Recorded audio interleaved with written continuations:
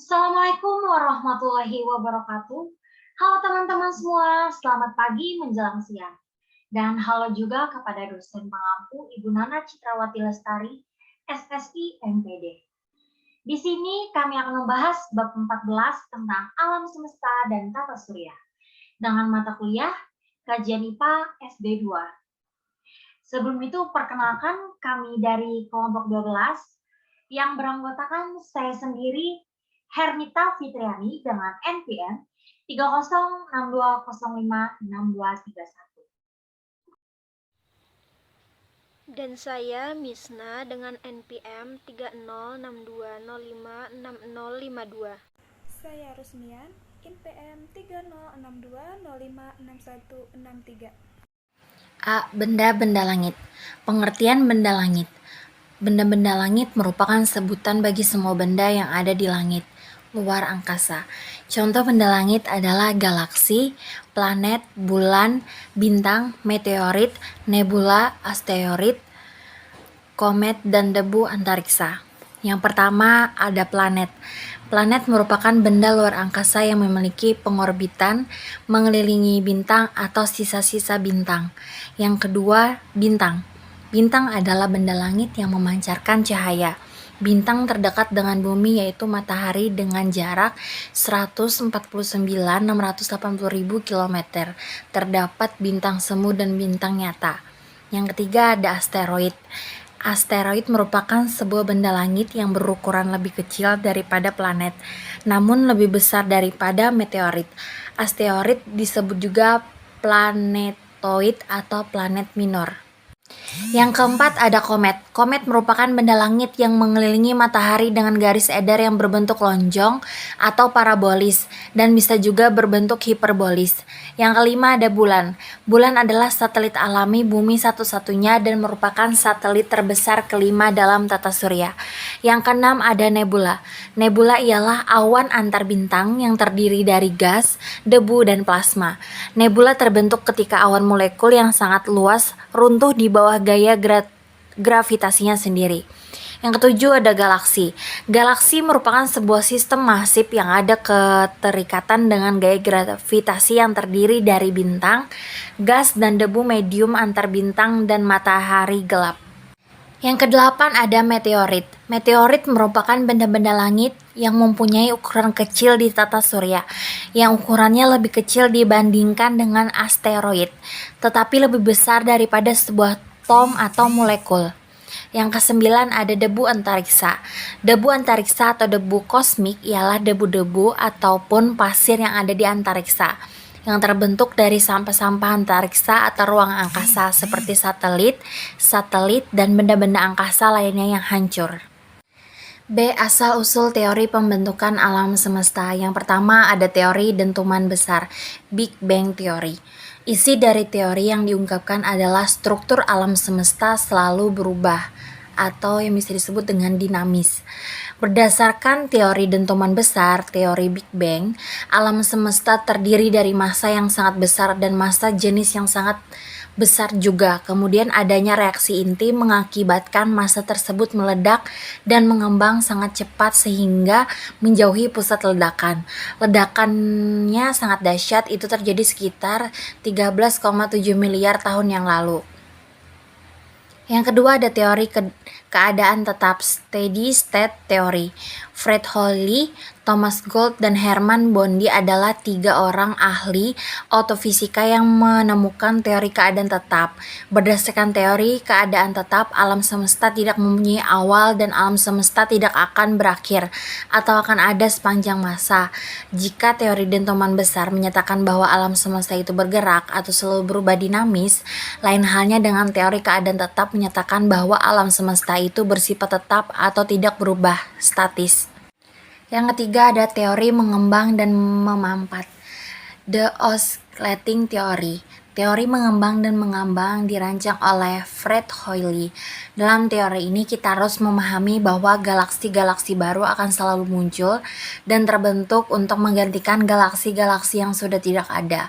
Isi dari teori mengembang dan memampat adalah dada suatu siklus yang terjadi di alam semesta. Setiap satu siklus akan mengalami masa ekspansi, mengembang, dan satu masa kontraksi, memampat. Setiap satu siklus membutuhkan waktu yang cukup lama, yaitu sekitar 30 miliar tahun. Dalam teori ini, ekspansi tersebut terjadi karena adanya reaksi inti hidrogen yang pada akhirnya akan membangun unsur-unsur lain yang lebih kompleks.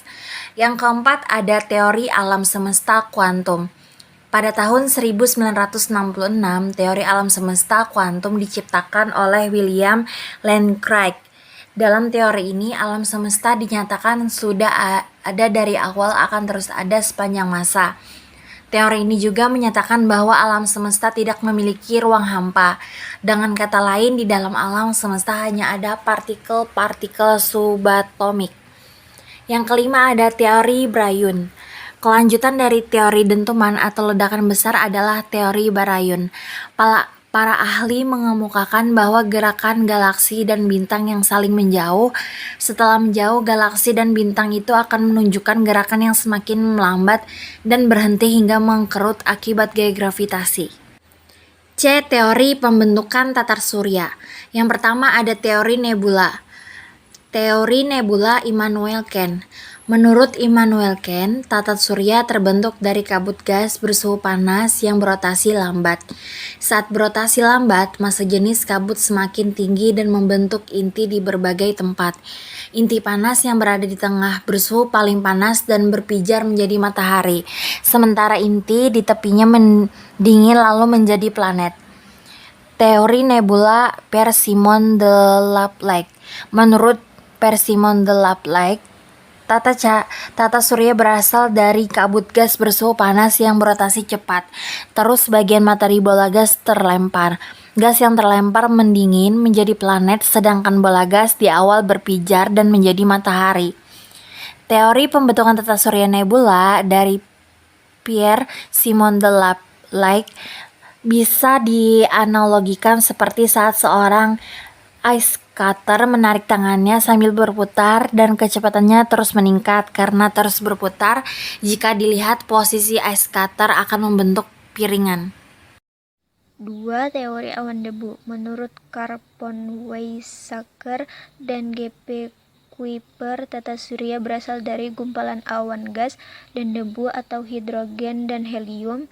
Tata surya terbentuk bersamaan dengan adanya gumpalan awan dan debu yang berputar dan terjadi pemadatan, akibatnya terbentuk piringan cakram yang tebal di pusat dan tipis di bagian pinggir. Bagian pusat kemudian membentuk matahari dan pinggirnya membentuk protoplanet. 3. Teori planetesimal. Teori planetesimal dikemukakan sama Thomas C. Chamberlain dan Forrest R. Moulton. Menurut keduanya, planet yang ada sekarang berasal dari matahari. Hipotesis ini didasarkan pada gagasan bahwa sebuah bintang melintas cukup dekat dengan matahari dan terjadi gaya tarik-menarik. Gas di tepi matahari tertarik kemudian mendingin, sementara gas matahari yang berhamburan akan tertarik dan menggumpal kemudian membentuk planet. 4. Teori pasang surut. Sir James Jean dan Harold Jeffreys berpendapat kalau tata surya terbentuk akibat bintang lain yang lewat dekat matahari. Ketika melintas, terjadi gaya tarik-menarik yang menyebabkan massa matahari tertarik. Bintang lain kemudian menjauh, sementara massa yang tertarik terus berputar dan mendingin, kemudian membentuk planet. 5. Teori bintang kembar. Teori bintang kembar disampaikan oleh R.A. Letton. Ia berpendapat kalau tata surya berasal dari satu bintang yang meledak. Awalnya terdapat 2 bintang kembar, kemudian bintang lainnya mendekati salah satu bintang kembar dan terjadi tabrakan. Material bintang berhamburan dan menjadi planet setelah pendinginan, sementara bintang lainnya menjadi matahari. 6. Teori orbit planet. Dalam teorinya, Johannes Kepler lebih menjelaskan tentang adanya 3 hukum gerak planet. 3 hukum ini memberikan gambaran dasar-dasar gerakan planet, termasuk bentuk orbit planet yang mengitari matahari, kecepatan gerak planet, dan hubungan antara jarak sebuah planet dari matahari dan waktu yang dibutuhkan untuk menyelesaikan satu putaran. D. Karakteristik anggota tata surya. Matahari. Matahari adalah pusat tata surya yang berupa bola gas raksasa. Matahari merupakan benda langit yang paling besar di tata surya. Panas yang dihantarkan matahari mampu membuat adanya kehidupan bumi. Tanpa matahari, bumi akan sangat dingin dan mungkin tidak ada kehidupan. 2. Planet. Planet merupakan anggota tata surya yang tidak dapat memancarkan cahayanya sendiri. Perputaran planet pada porosnya disebut dengan rotasi. Berdasarkan letaknya terhadap matahari, planet terdiri dari 2 jenis, yaitu planet dalam dan planet luar. Ciri planet dalam adalah berukuran kecil dan permukaannya tersusun atas batuan. Planet yang masuk ke dalam golongan planet dalam adalah Merkurius, Bumi, dan Mars, sedangkan planet luar memiliki ciri berukuran besar dan tersusun atas gas. Komet. Komet adalah benda langit berupa es padat yang mengelilingi matahari. Komet juga sering disebut dengan bintang berekor. Hal ini karena ketika bergerak mengelilingi matahari, komet menyemburkan gas bercahaya yang dapat dilihat dari bumi. Meteorit. Meteorit adalah kumpulan batu-batu kecil yang ada di sekitar tata surya. Meteorit ini bergerak mendekati bumi akibat dari gaya gravitasi bumi. Peristiwa masuknya meteorit ke bumi yang sering disebut dengan peristiwa bintang jatuh. Satelit. Satelit adalah benda langit yang mengelilingi benda langit lainnya seperti planet. Satelit dibagi menjadi 2, yakni satelit alam dan satelit buatan. Satelit alam adalah satelit yang memang ada karena bentukan alam, sementara satelit buatan adalah satelit yang dibuat dan diluncurkan oleh manusia untuk berbagai keperluan. Planet kerdil. Pluto yang tadinya termasuk planet saat ini bukan golongan planet dan termasuk ke dalam golongan planet kerdil. Planet kerdil lainnya adalah asteroid Ceres, Eris, Makemake, dan Haumea. Awan Oort. Awan Oort adalah awan berbentuk bola yang terletak di keliling terluar tata surya. Awan Oort menjadi rumah bagi benda langit yang dingin, beku, dan berasal dari masa lalu. Gejala-gejala yang terjadi pada tata surya. 1. Matahari. Bintang adalah benda langit yang dapat memancarkan cahaya sendiri, dan bintang yang paling dekat dengan bumi yaitu matahari. 2. Merkurius. Merkurius 0,4 SA dari matahari adalah planet terdekat dari matahari serta juga terkecil. Merkurius tidak memiliki satelit alami dan ciri geologisnya di samping kawah meteorit yang diketahui adalah lobet Ridges atau Rupes. Kemungkinan terjadi karena pengkerutan pada periode awal sejarahnya. Atmosfer Merkurius yang hampir bisa diabaikan terdiri dari atom-atom yang terlepas dari permukaannya karena semburan angin surya. 3. Venus. Venus berukuran mirip bumi, dan seperti bumi, planet ini memiliki selimut kulit silikis yang tebal dan berinti besi. Atmosfernya juga tebal dan memiliki aktivitas geologi. 4. Bumi. Bumi adalah planet bagian dalam yang terbesar dan terpadat, satu-satunya yang diketahui memiliki aktivitas geologi dan satu-satunya planet yang diketahui memiliki makhluk hidup. 5. Mars. Mars berukuran lebih kecil dari Bumi dan Venus. Planet ini memiliki atmosfer tipis dan kandungan utamanya adalah karbon dioksida. 6. Jupiter. Jupiter dengan 318 kali massa Bumi adalah 2,5 kali massa dari gabungan seluruh planet lainnya. Kandungan utamanya adalah hidrogen dan helium. Sumber panas di dalam Jupiter menyebabkan timbulnya beberapa ciri semi permanen pada atmosfernya.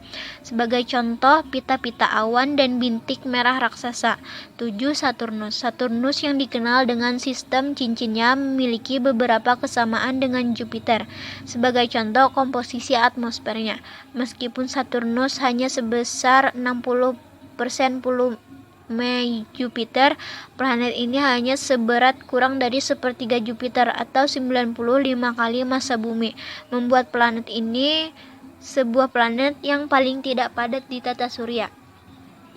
8. Uranus. Uranus yang memiliki 14 kali massa bumi adalah planet yang paling ringan di antara planet-planet luar.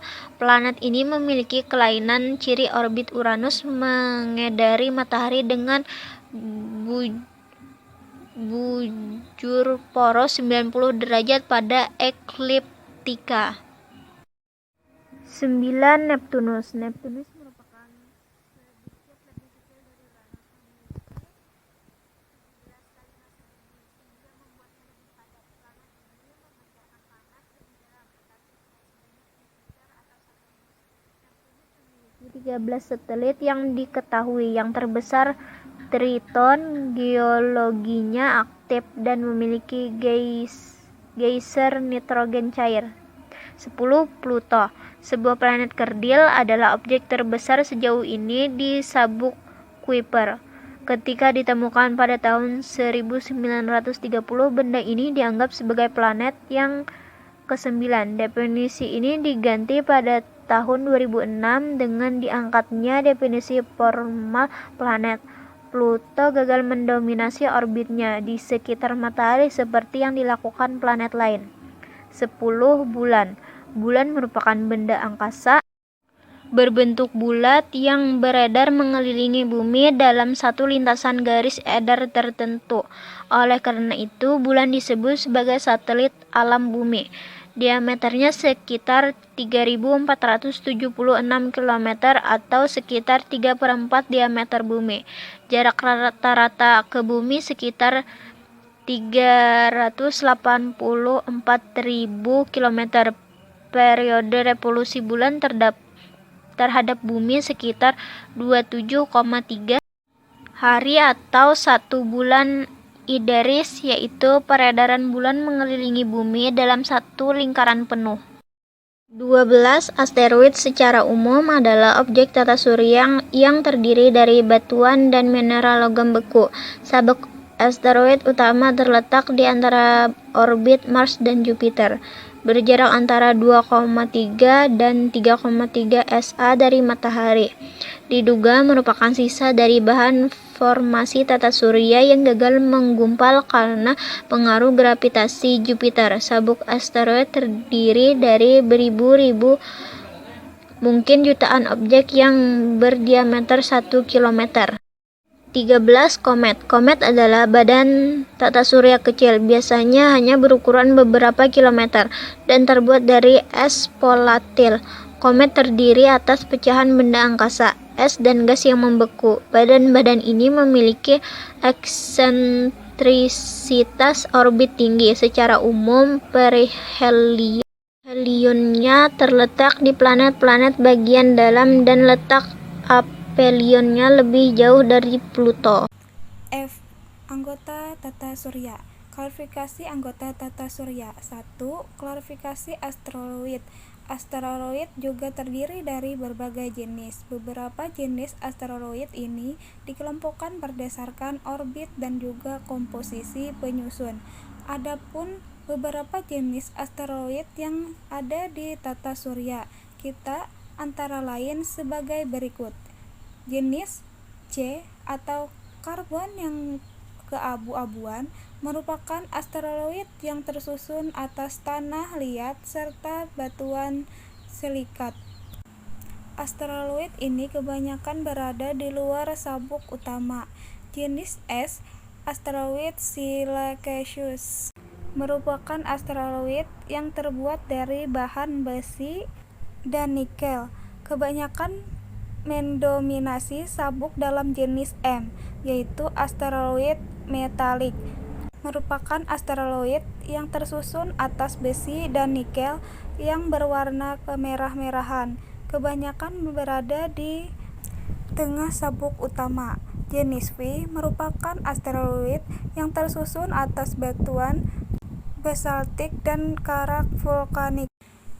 Kedua, klarifikasi macam-macam jenis satelita. A. Berdasarkan pembentukannya, satelit dibagi menjadi dua kelompok.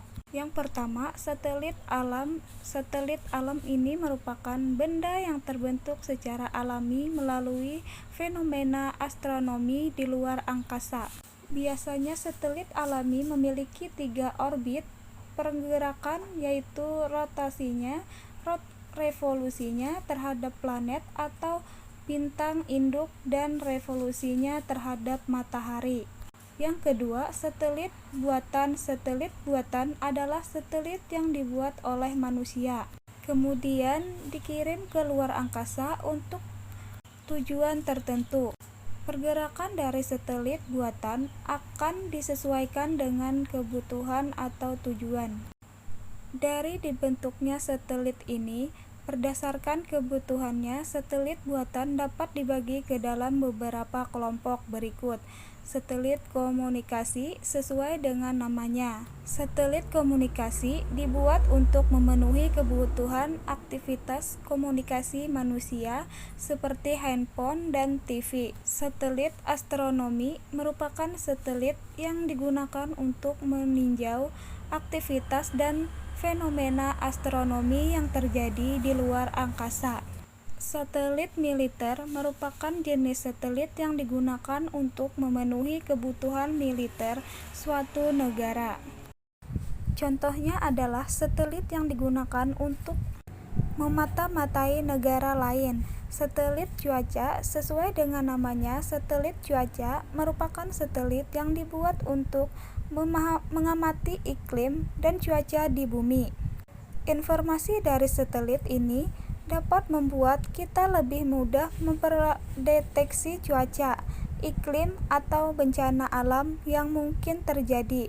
Satelit navigasi merupakan satelit yang bertujuan untuk mengetahui lokasi tertentu di permukaan bumi.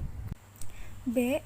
Berdasarkan ketinggian garis edarnya, satelit dibedakan menjadi 3 kelompok, yaitu 1. Satelit low Earth orbit atau LEO. Satelit LEO adalah satelit yang garis edarnya berada di antara 180 km sampai 2000 km dari permukaan bumi. Waktu revolusi satelit ini terhadap bintang induknya biasanya berlangsung cepat. Contohnya satelit ini adalah Globalstar, Odyssey, dan Constellation. Yang kedua, satelit medium Earth orbit atau MEO. Satelit yang garis edarnya berada pada ketinggian 2000 sampai 3600 km di atas bintang induknya. Waktu revolusi dari planet ini lebih lama dari satelit LEO. Yang ketiga, satelit geostationary Earth global atau GEO. Satelit yang berada pada ketinggian lebih dari 3600 km dari permukaan planet induknya. Waktu revolusi dari satelit ini merupakan yang paling lama, karena letaknya adalah yang paling jauh. Yang ketiga, klarifikasi komet. Berdasarkan bentuk dan panjang lintasnya, komet dapat diklarifikasikan menjadi 2, yaitu sebagai berikut. Yang pertama, komet berekor panjang, yaitu komet yang garis lintasnya sangat jauh melalui daerah-daerah yang sangat dingin di angkasa, sehingga berkesempatan menyerap gas-gas di daerah yang dilaluinya. Ketika mendekati matahari, komet tersebut melepaskan gas sehingga membentuk koma dan ekor yang sangat panjang. Contohnya, komet Kohoutek yang melintas ke darat matahari setiap 75.000 tahun sekali, dan komet Halley setiap 76 tahun sekali. G. Klarifikasi planet. A. Bumi sebagai pembatas. 1.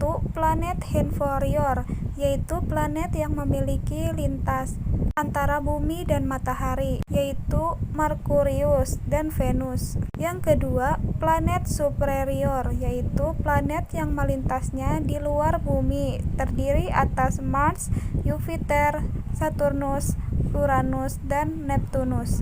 B. Planetoid sebagai pembatas. Yang pertama, planet dalam. Planet yang dilihat letaknya karena adanya gugusan asteroid antara Mars sampai dengan Jupiter. Jadi planet dalam adalah Merkurius, Venus, Bumi, dan Mars. 2. Planet luar. Planet-planet yang letaknya di luar gugusan asteroid jadi Jupiter, Saturnus, Uranus, dan Neptunus masuk dalam jajaran planet luar. C. Berdasarkan sifat fasisnya. Planet terestrial, yaitu planet yang memiliki sifat kebumian baik ukuran, massa jenis, maupun komposisi kimianya, atau mereka semua memiliki permukaan padat. Contohnya adalah Merkurius, Venus, Bumi, dan Mars. 2. Planet Jovian, yaitu planet yang tidak memiliki sifat kebumian. Planet-planet ini tersusun atas kumpulan gas.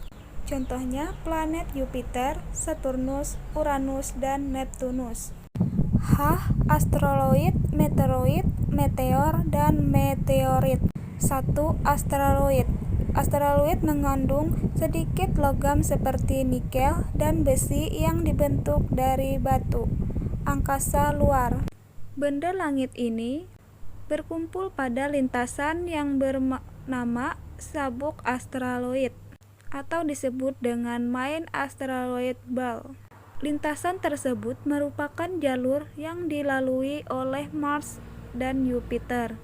Asteroid punya beberapa ciri-ciri seperti yang pertama, bentuknya tidak beraturan. Yang kedua, mengorbit pada matahari. Yang ketiga, tersusun atas debu dan es. Keempat, memiliki ukuran yang lebih kecil daripada planet kerdil. Kelima, jumlah terbanyak terdapat di sabuk asteroid, yakni di antaranya Mars dan Jupiter. Keenam, benda langit yang tidak aktif. 7. Memiliki suhu sangat dingin. 8. Memiliki permukaan yang berbatu. 9. Jumlahnya banyak sekali dan tersebar di seluruh tata surya. 2. Meteoroid. Meteoroid adalah batu-batu luar angkasa yang berukuran kecil dan melayang, bebas serta bergerak dengan cepat. Meteoroid bergerak bebas, enggak punya lintasan, dan juga tidak mengelilingi matahari.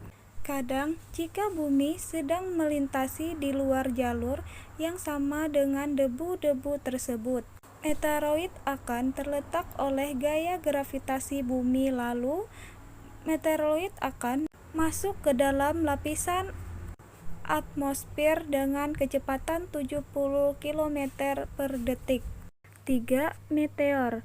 Saat meteoroid ini jatuh, dia akan mengalami gesekan dengan lapisan atmosfer, lalu terbakar habis sebelum sampai ke bumi. Proses jatuh dan terbakarnya meteoroid ini yang terkadang kita lihat jenis dari bumi yang kita namakan dengan meteor. 4. Meteorit. Kadang meteoroid yang terbakar di lapisan atmosfer bumi enggak sepertinya habis atau hilang begitu saja.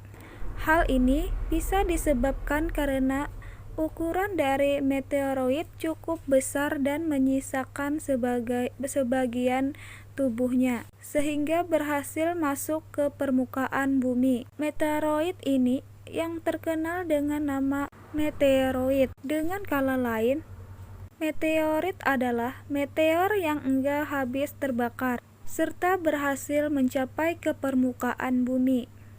Ini saja video dari kelompok kami. Terima kasih. Wassalamualaikum warahmatullahi wabarakatuh.